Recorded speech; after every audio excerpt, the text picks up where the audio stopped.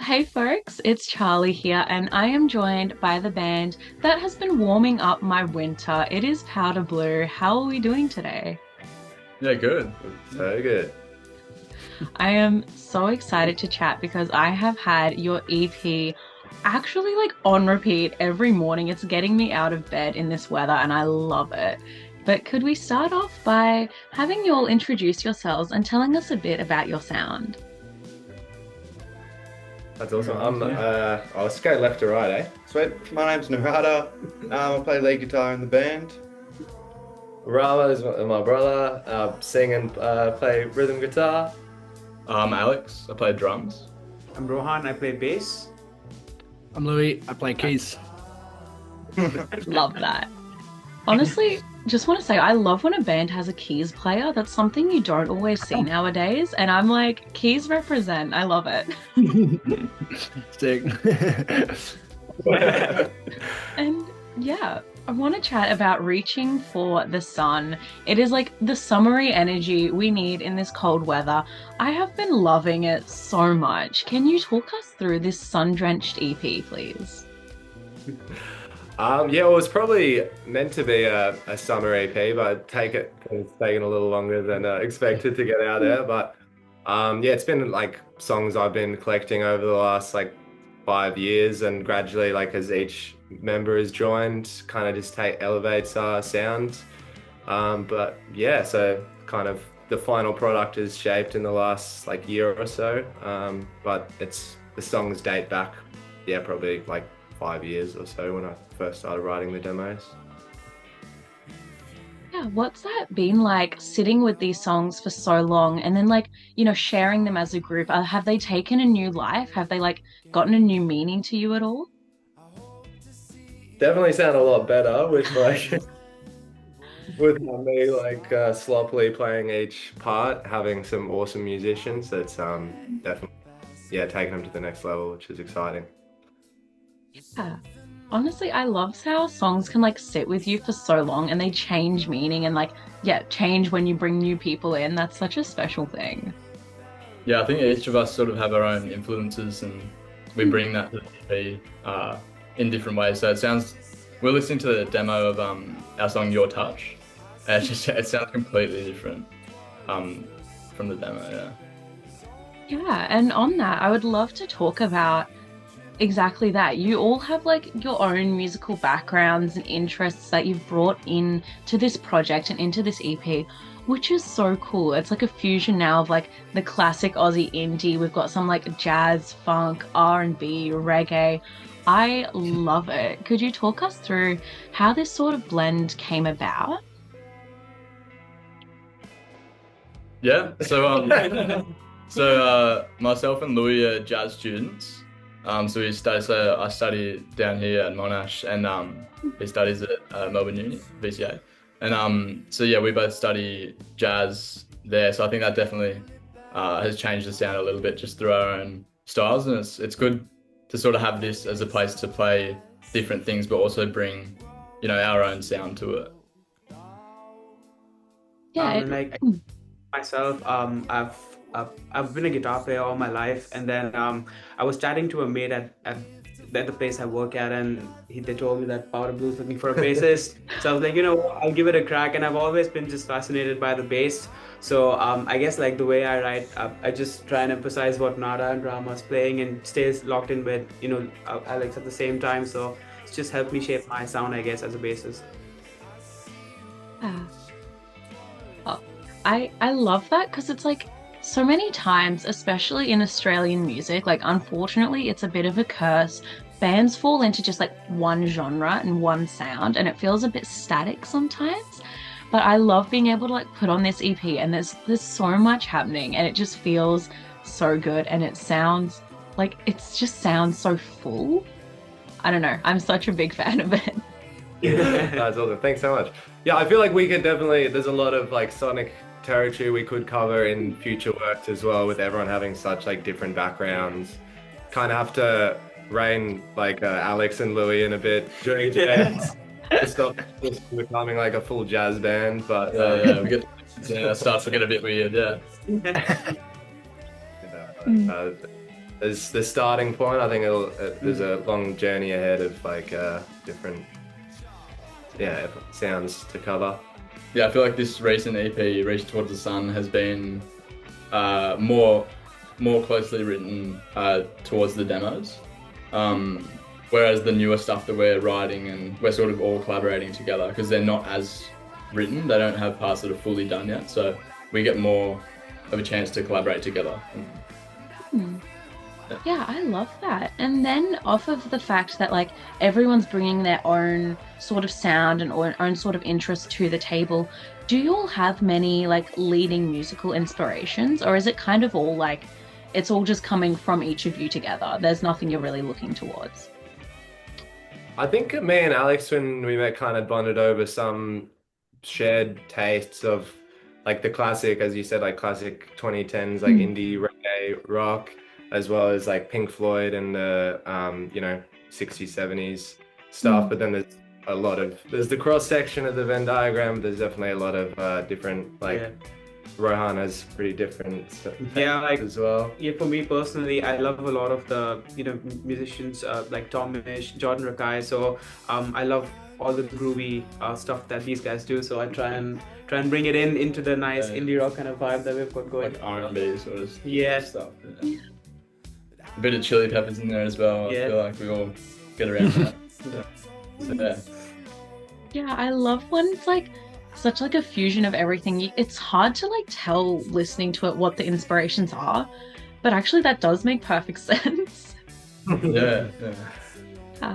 Oh, and as I mentioned before, I have been listening to this EP so much. Like every morning when there's a little bit of sun coming through, I'm like, it's the right vibe, it's the right energy. What would y'all suggest the ideal listening experience for Reaching Towards the Sun is? It's a tough question. I don't know. I think that it gives that kind of like has some positivity to it and like sunshine. Like maybe not the season for it right now, but I think it gives you a taste of like that summer. Yeah. Laid back. Like it's also a very good road trip. Yeah. Like I recently just drove like to my home, which is like 9 hours away, and I just listened to the EP because I was like, you know what, it's just released, I may as well. I didn't think I could bring myself to do that. I chucked it on and I was like, man, this is just perfect for a road trip. Yeah, I did think of that, but that actually fits so well. Yeah. Yes. And yeah, I'd love to talk. I have no say in this. This is your story. I'd love to hear about the journey towards getting to the point of releasing your debut EP, because that's a massive step. Like, what has it been like working together, getting the band together, and then getting this EP out in the world? It's definitely been a gradual kind of like over many years struggling to.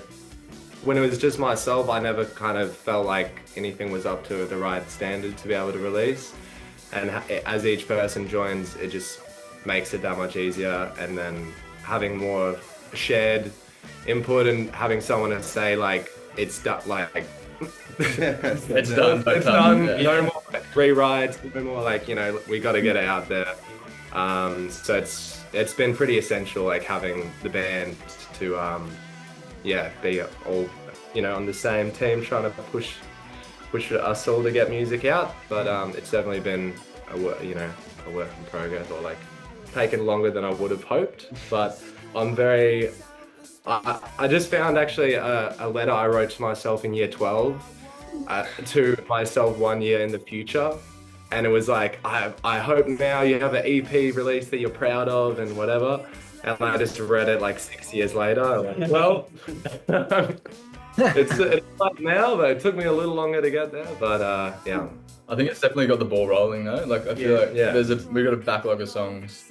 And as I said, we've all sort of collaborated on the newer stuff a bit more than this one. But it's sort of got the ball rolling, just having that first EP out. It's like, righto, we've got music out, and there's sort of like the expectation that you put out something, at the end of the year or something. Yeah. Yeah, honestly, like I could not imagine the life of an artist having like all these songs that are just sitting there. Like it's I feel like I'm this type of person who it's like I've done something, the world needs to know about it right now. And you'll just have all these songs sitting here for years and years and years. It's truly like an impressive thing. Well, so that's a nice Been perspective a on while. it. And yeah, you've mentioned a few times the way this band came together is really interesting. Some people feel like, they're like, oh, the band, we made it, we were all in the same uni class, or like we all did this, we all did that. But this was like a one by one sort of thing around like your local music community and like connection with fellow artists. I would love to hear a bit about, yeah, how everyone came into the band and how Powder Blue was formed as it is now, and also like the significance of your local music community in this journey. Yeah, I feel like I put up an ad when I moved to Melbourne last year, on like a Melbourne musicians Facebook page. I was just like, I wanted some session work, do some recording or play some gigs for people, and came around for a jam, and yeah, just got along with the boys, so it sort of stuck around, and then yeah, now we're here. Yeah, for myself, I guess I was chatting to a mate at work. That was like maybe 3.5 years after I moved to Australia, and I was really missing playing music live and just being part of a band. So I used to do that quite often back where I'm from. I'm from India, so yeah, I came here for a jam. I remember our first jam was in the backyard. We had a neighbor complaining, but like it was the best jam I had. I was like, you know what, I gotta stuck around with the boys, and yeah, that was that for me. Back. Yeah. Yeah, well, Ram's my brother, so from a long time ago, I'd sort of just sit in on jams and sort of like he'd just show me the music he was creating, and for a long time it was sort of the two of us without any Yeah. any backup. But yeah, the last year everyone came together pretty quickly. I feel found the Yeah. final pieces. And Louis. And Louis just recently. Yeah. Yeah, I just recently joined like post the EP. So I was like, I met you guys at this gig of, because I recently moved to Melbourne as well, like earlier this year, and met these guys at a Middle Palms gig. And they were like after the keys player who was playing in that band who was playing. Yeah. And then and then he was like, he called out to me like after this gig, and I was like, Sam, and he was like, oh, and I thought he like needed help with his keys, like to back him up or something. But then he was like pointed at I think it was Nada, and I don't know if Alex, was that you as well? Or... Yeah. I have a really weird recollection of it, but yeah. Anyway, and they were like, oh, we're looking for a keys player, and I was like, oh hell yeah. So it's kind of through that. I really love that. It feels like almost like a movie where it's like everything just like falls into place. It's so cool. Yeah, definitely. Yeah. Yes. And yeah, speaking of going out to a local gig, I would love to ask my favorite question, which is a bit of a daunting one, and take a glimpse into like each of your playlists or like the band's overall playlist and hear which local like Australian acts and local acts in your local scene that you've been loving and you'd love to give a shout out to. Local bands. I mean, me and Rada, I think we would have answered our best ever pub gig that we saw was like Vanilla Gorilla a few years ago, and then we were like had the absolute pleasure of opening for him like a couple of months ago, so that was pretty awesome. And then another awesome pub gig, there's this Adelaide band called Druid Fluids that saw a couple times in Melbourne. Yeah. They were pretty incredible. You boys. Yeah, I reckon in terms of local band, Mad Jack Door, really cool to see live. And they're doing pretty well. I think they're on tour at the moment, so they're really killing it. And then South Summit, probably like my favourite band. I saw them like the other day actually, and they're just they're from Perth, but yeah, they're amazing.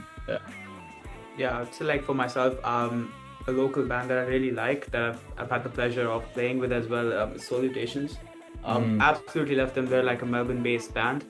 And another band that I really like is South Summit as well. Alex actually put me onto them, and yeah, I've just been absorbing their music left, right, and center. So really good.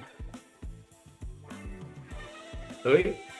Oh, yeah, true. I was like waiting for the delay to sync up. I guess for me, same kind of thing.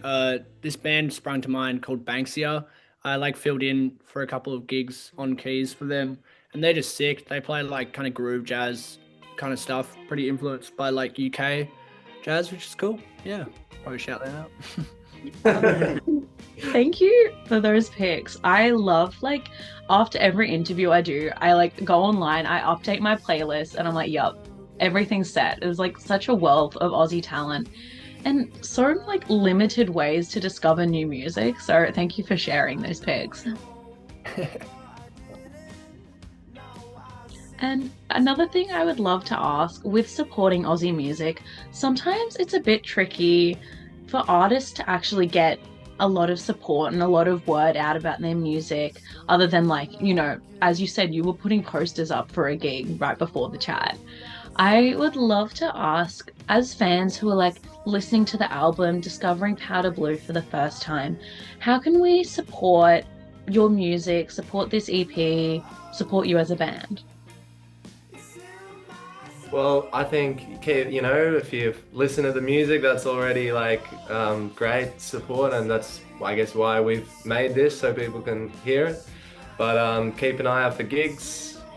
We'll have some merch coming and things like that before long. But yeah, just keep an eye out for what's to come, and there'll be plenty more you'll see of us. Yeah. I guess just like come to gigs and I don't know, buy a t-shirt or a CD and just support. Buy us a beer. Oh yeah, that'd be nice. Yeah. Honestly, I love that. After buying like each of you a beer, that is a big price tag. So that's for like the committed fans. Yeah, super fans out there. I love it. And you mentioned there's big things to come. Without diving too deep into this and without like sharing any secrets, can you tell us a little bit about what we can expect from the future of Powder Blue? Yeah. Yeah, so we're actually in progress with our second EP, which is sort of like a back-to-back to this one. So it's like a light and dark theme, and we'll be hopefully having that out in November, and then we'll travel up to the East Coast. We're planning a tour up there, so yeah, Exciting. all coming at the end of the year. Yeah. That's like also a really quick turnaround to have like the second EP coming out in less than like, what is that, like 5 months? I don't know how to count, but that's like a really quick turnaround. That's exciting.